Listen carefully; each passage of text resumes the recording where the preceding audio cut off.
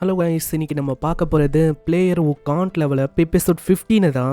So வீடியோக்குள்ளே போகிறதுக்கு முன்னாடி மறக்காமல் ஒரே ஒரு லைக் ஒண்டி போட்டுருங்க. இதுக்கு முன்னாடியே 1லேருந்து 14 எபிசோட போட்டிருப்பேன், அதை நீங்கள் பார்க்கலையா? இதை பார்த்துட்டு இதை பாருங்க, ஏன்னா அப்போ தான் கதை புரியும். சரி வாங்க, நம்ம டைம் மிஸ் பண்ணாமல் எப்பிக்குள்ளே போகலாம். எப்பிக்கோட ஸ்டார்டிங்லேயே அந்த மேனேஜர் ஒரு ரிப்போர்ட்டரை பற்றி தான் அங்கே சொல்கிறான். ஒரு ரிப்போர்ட்டர் இருக்கான் சோயிலுன்னு, அவன் கிட்ட நீ ரொம்ப ஜாக்கிரதையாக இருக்கணும். இதுக்கு முன்னாடி அவன் ஒரு ரேங்கராக இருந்தவன், ரொம்ப ஃபேமஸானவன். அவன் இப்போ ரிட்டையர் ஆகிட்டு இப்போ ஒரு ரிப்போர்ட்டராக இருக்கான். அவனோட வேலையை இந்த மாதிரி விஷயத்துல மூக்க நுழைச்சு ஒரு பெரிய பிரச்சனையை உருவாக்கணும். இந்த மாதிரி வேலை எல்லாத்தையுமே பார்ப்பான். ஃபியூச்சர்ல அந்த சோயில் அவனை நீ பார்த்தனா கண்டிப்பா அவன் கிட்ட உண்டி போயிடாத, ஏன்னா அவனால கண்டிப்பா நிறைய பிரச்சனை உனக்கு வரும். சீன்ல நம்ம லோ பத்தி தான் நம்ம ஹீரோ யோசிக்கிறான். எதுக்குன்னே தெரியல, அந்த இடத்துல அவிக்க நானும் நீ ரொம்ப கொடூரமா பேசியிருக்கோம். அங்க எலிசா அவன் சொல்றான், நீங்க அவனை பத்தி கவலைப்பட வேணாம், ஏன்னா அவன் கன்ஃபியூஸான ஸ்டேட்டுக்கு போயிட்டான். லோ எப்பயுமே இருந்தா கத்திக்கினே இருப்பான், அவன் இல்லாம ரொம்ப அமைதியா இருக்கு. இந்த இடத்துல தாத்தாவோட கடைக்கு அவன் திரும்ப வரான். தாத்தாக்கும் பார்த்தோன்னே தெரியுது, ஏய் என்னப்பா இப்பெல்லாம் ரொம்ப ஃபேமஸ் ஆயிட்ட போல, அந்த ஷூ நீ போட்டு இருக்க அந்த கிறிஸ்டல்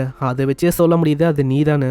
ஆமா ஆமா, நான் ஆக்சுவலா ஒரு ரீசனோட தான் இங்க வந்தேன். ஆனா இப்படி சொல்லாத, அட்வர்டைஸ்மெண்ட் பண்ணதுக்கு நீ ஃபீயை வாங்க வந்திருக்கேன்னு. அட அதெல்லாம் ஒன்றும் இல்லை, இந்த மாதிரி வேற ஒரு விஷயமா நான் வந்தேன். உண்மையை சொன்னா என்னோட ஐடென்டிட்டியை மறைக்கணும் அப்படின்னு தான் நான் விரும்புறேன். அதுவும் கரெக்டு தான். நேத்து பார்த்த அந்த மாஸ்க் அது ஒன்றும் அந்த அளவுக்கு நல்லா இல்லை தெரியுமா? ஏன்னா அந்த மாஸ்க் ரொம்ப பயங்கரமா இருந்துச்சு, உனக்கு அது சூட்டும் ஆகல. ஆனா நீ நினைக்கிற மாதிரி மாஸ்கை தான் நீ வாங்க வந்திருக்கேனா? அப்போ என்னோட கடையில மாஸ்க் இல்லப்பா, மன்னிச்சிரு. நீங்க நினைக்கிற மாதிரி நான் ஒன்றும் மாஸ்க் வாங்க வரல, வேற ஒரு விஷயமா வந்தேன். அப்போ என்ன விஷயம் வந்த? அதுவா என்னன்னா, என்னோட கையில இருக்க இந்த மோதிரம், அதாவது இந்த ஈகோலாம் இருக்குல்ல, இது அவங்க நல்லாவே நோட்டீஸ் பண்ணாங்க. போட்டோஸ்ல இதை பத்தி தான் பேசியிருக்காங்க. அவங்க கிட்ட 3லேருந்து 4 ஐட்டமும் ஏதோ இருந்துச்சு. எல்லா ஐட்டம்ஸும் பார்க்க தரமாவும் இருந்தது. இந்த மாதிரிலாம் அவங்க பேசுறாங்க. அதனால தான் நான் யோசிக்கிறேன், இதுக்கப்புறமும் இதை மற்றவங்களுக்கு காட்டினேன் நிறையவே பிரச்சனை எனக்கு உருவாகும். அதனால இதை மறைக்கிறதுக்கு ஏதாச்சும் க்ளவ் மாதிரி இருக்கா, அதுதான் கேட்க வந்த. நீ க்ளவ் தேடி வந்திருக்கியா? அப்போ நீ வந்து இங்க சைட்ல தேடி பார்க்கலாம். என் கிட்ட ஏகப்பட்டது இருக்கு ஈகோவால உருவான க்ளவுஸ். அதே மாதிரி அங்க தேடி பார்க்கறான். ஒரு க்ளவும் அவனுக்கு பிடிச்சிருக்கு. எலிசாவும் சொல்றான், மாஸ்டர் என்ன நீங்க பண்ணிருக்கீங்க?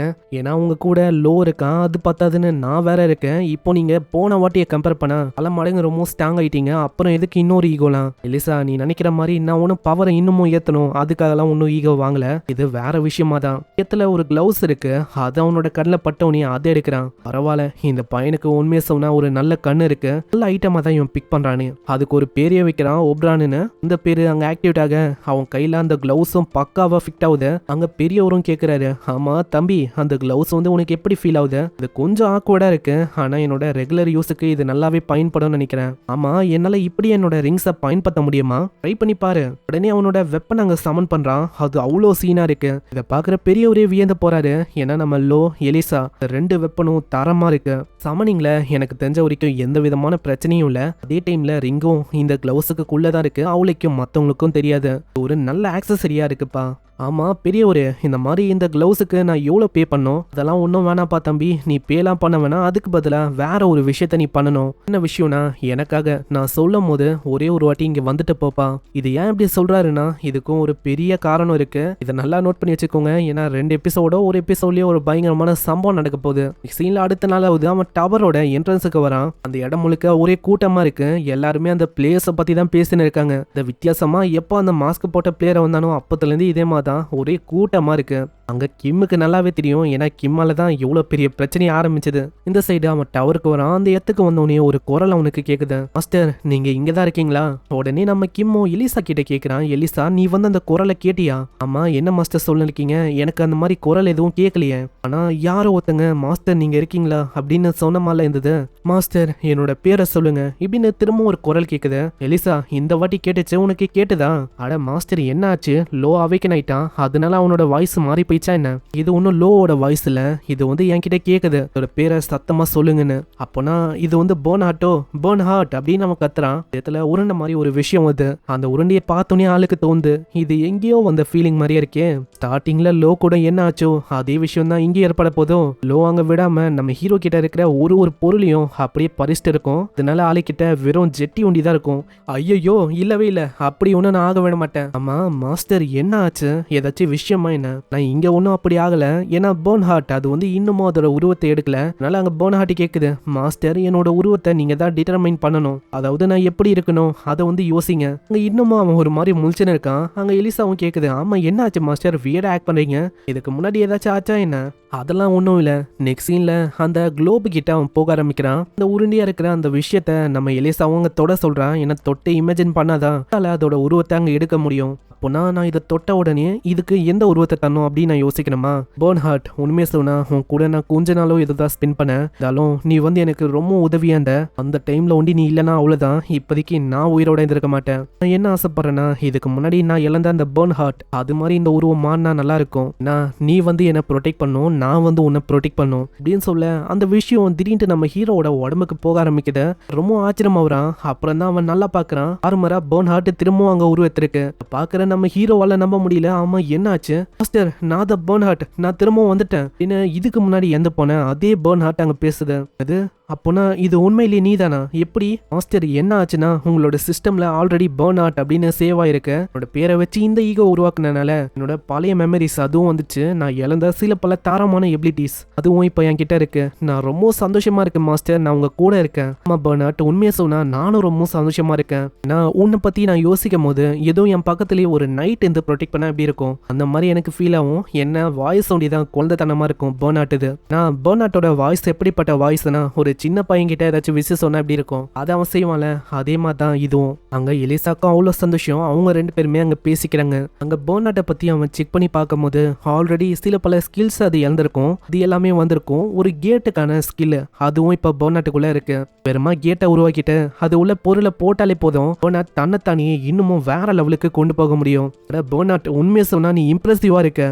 தேங்க்ஸ் மாஸ்டர், நீங்க பாராட்டும் போது எனக்கு ரொம்ப சந்தோஷமா இருக்கு. அப்புறம் என்ன போர்ட்டலை ஓபன் பண்ணி செக் பண்ண வேண்டியதான். போர்ட்டலை ஓபன் பண்ண அடுத்த செகண்டே உள்ள ஆளு போறான். அங்க ஏகப்பட்ட ஸ்கெலிட்டன் மாஸ்டர்லாம் இருக்குமா, அதுங்க எல்லாத்தையுமே அவன் போட்டு தள்ளுறான். போட்டு தள்ளும் போது ஒரு விஷயம் அவனுக்கு ஞாபகம் வருது.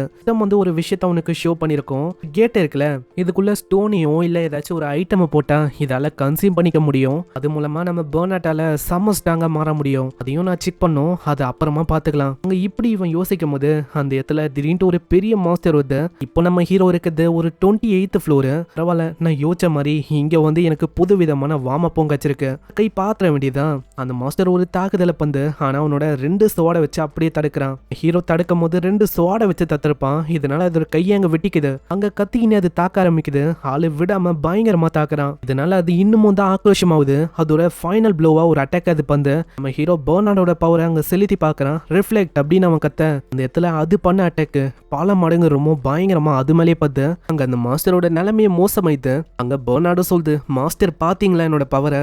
பேர்ன் ஹார்ட் உண்மையை சொன்னா நீ உண்மையிலேயே வேற லெவல் பேர்ன் ஹார்ட். கடைசியா அதோட கடைசி மூச்சு அதை இழுத்து விட்டு இருக்கும். நம்ம ஆளு அதையும் முடிச்சு விட்டுறான். இடத்துல பச்சை கலர்ல ஒரு கிறிஸ்டலும் நம்ம ஹீரோக்கு கிடைக்குது. இது ஐட்டமோ ட்ராப்போ இதனால ஒன்றும் எனக்கு கிடைக்கல. ஆனா ஏதோ ஒன்று நம்ம பேர்ன் ஹார்ட்டோட எபிலிட்டியை இதை வச்சு செக் பண்ற வேண்டியதான். கேட் ஓப்பன் ஆகுன்னு சொன்னே அங்க ஒரு கேட் ஓப்பன் ஆகுது. அதுக்குள்ள தூக்கி அடிக்க பேர்ன் ஹார்ட்டோட எபிலிட்டி அங்க பங்கமா அதிகரிக்குது. நம்ம கிம்முக்கு இன்னொரு விஷயமும் தெரிய வருது.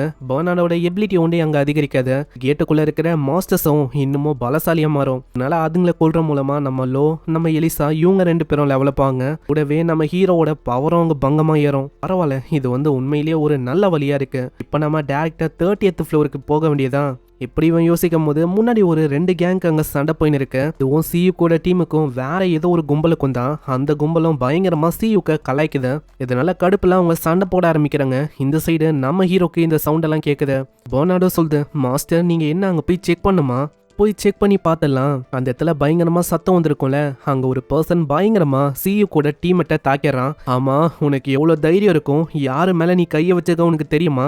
தெரியும். உன்ன மாதிரி ஒரு சின்ன இறைக்காகலாம் நான் உன்னை இங்க சண்டை போட வரல. மரியாதையா உங்களோட டீம் லீடரை கொண்டு வா. அவன் தான் எங்களுக்கு ரொம்ப முக்கியம். இல்லன்னு வச்சுக்கேன் உன்னோட கதையை ஒட்டுமொத்தமா முச்சிடுவேன். ஏன் இத்தனைக்கும் சியு கூட உடம்புல இருக்க போன்ஸையும் நொறுக்கிடுவேன். ஆளு தெரியாதனமா தான் இந்த மாதிரி விஷயத்தெல்லாம் சொல்லியிருப்பான். ஆனா அடுத்த செகண்டே அங்க கிம் செம்ம வேகமா உன்னோட தலையை கீழே முட்டுறான். நல்ல ஆளுக்கு பயங்கரமா அங்க அடிப்பது. உனக்கு எவ்வளவு தைரியம் இருக்கும்? சியுக்கு பத்தி தப்பு தப்பா பேசியிருப்ப.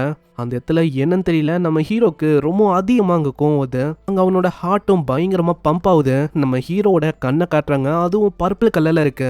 நம்ம கிம்முக்கும் அங்க சுத்தமா புரியல, ஏன்னா இந்த மாதிரி விஷயம் அவனுக்கு நடந்ததே இல்ல. கிம் அங்க சைட்ல எல்லா இடத்துலயும் பார்க்கும்போது அந்த மர்ஃப் கில்ட் ஆளுங்க தான் இருக்காங்களே, அங்க இருக்கிற ஆளுங்களுக்கும் ரொம்ப கோவம் வந்தது. ஏன்னா நம்ம கிம் அவங்களோட ஒரு ஆளியை பயங்கரமா அடிச்சிட்டான். அடே என்ன பண்ணிருக்கீங்க, நம்ம இவனோட கதையை முடிக்கணும், நீங்க என்னன்னா கம்மன் இருக்கீங்க, தனியா வந்து இப்படி தாக்குறான். நம்ம கிம் மேல இருந்து பயங்கரமா கில்லிங் இன்டென்ட் வருது. அங்க தாக்க வர ஒருத்தங்களோட நிலைமையும் அப்படி மோசமாக்குறான். கருணி இல்லாம அப்படி வெட்டி போடுறான். அந்த வெட்டுற ஃபீலிங்கும் என்ன தெரியல நம்ம கிம்முக்கு ரொம்ப பிடிச்சிருக்கு. கிம் வந்து ரொம்ப நல்லவன், ஏன் தெரியல இந்த மாதிரி டைம்ல என்னோட இதயம் ரொம்ப ரைஸ் ஆகுது. உங்களெல்லாம் கருணி இல்லாம வெட்டி போடும் போது அந்த இடத்துல வெட்டி போட்டுனே இருக்கும் போது அங்க எலிசாவும் சொல்றான், மாஸ்டர் என்ன பண்ணிருக்கீங்க, அமைதியாவுங்க மாஸ்டர். இப்படி சொல்லும் போது அவன் கம்மனாகிறான். அவனோட கண்ணும் வித்தியாசமா அப்படியே டீமன் கண்ணு மாதிரி ஒரு சைடு இருக்கு. இது என்ன விஷயம், எதுக்காக இந்த மர்ஃப் பசங்க நம்ம சியூக்க பிடிக்கணும் அப்படின்னு பாக்குறாங்க, எல்லாமே நம்மளுக்கு நெக்ஸ்ட் எபிசோட்ல தெரியும். ஸோ மறக்காம ஒரு லைக்கை போட்டுருங்க. அதே மாதிரி இது வரைக்கும் நீங்க நம்ம சேனலுக்கு சப்ஸ்கிரைப் பண்ணலையா, ஒன்றும் பிரச்சனை இல்லை, சப்ஸ்கிரைப் பண்ணி பெல் ஐக்கன் அழுத்தி வச்சுக்கோங்க. ஏன்னா அப்பதான் ஒரு எபிசோட உங்களை தேடி வரும். நான் உங்களை அடுத்த எபிசோட்ல சந்திக்கிறேன். தேங்க்யூ ஃபார் வாட்சிங். சைனரா.